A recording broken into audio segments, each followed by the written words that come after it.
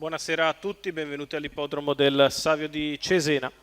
Prossimi al via i partecipanti alla prima corsa di questa 21esima riunione di corse del 2026 dall'ippodromo del Savio. Si comincia con una prova per i 2 anni, per cavalli che hanno già vinto da 200 a 1500 euro in carriera. Sono tutti quindi piazzati ma non vincitori. Favorita Lolita Bar, numero 3 dello schieramento, già 2 corse in carriera per lei, con un secondo posto e poi una rottura.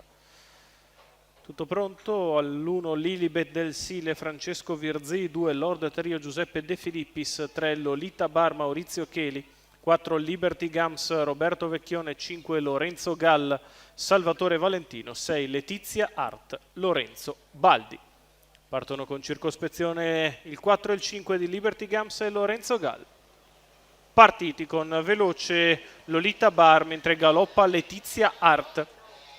E così Lolita Bar approccia la prima curva al comando, ha sbagliato anche Liberty Gams, mentre insegue in coda anche Lorenzo Gall. Sulla prima curva Lolita Bar guida nei confronti di Lilibet del Sile Lord Trio. Lo sparuto drappello è sulla retta opposta alle tribune, dopo una frazione in 15,8 per il lancio. Lolita Bar a guidare, Lilibet del Sile alle sue spalle e Lord Trio in terza posizione, mentre recupera Letizia Art sulle frazioni lente e si porta in coda al gruppetto. 32,4 i comodissimi 400 metri iniziali per la favorita e leader Lolita Bar, che transita i 600 metri in 49,3 sul piede dell'1,22 al chilometro. Tutto comodo per il momento per la leader, Maurizio Cheli che controlla le operazioni, insalchi alla sua bella figlia di Oro Puro Bar, che dopo 800 metri in 1,4,7 continua in totale controllo. Lilibet del Sile è sempre in seconda posizione a seguire le mosse della leader. In terza c'è Lord Trio che precede Letizia Art. Chilometro in 1,24 accelera in progressione la battistrada, che prova a scrollarsi di dosso i rivali. Sposta dalla terza posizione Lord Trio che cerca di andare sulla testa, si scontra però con l'accelerazione da parte di Lolita Bar, che fa una frazione in 14,8 per la retta opposta alle tribune e sull'ultima curva a 1,5 di margine nei confronti di Lilibet del Sile.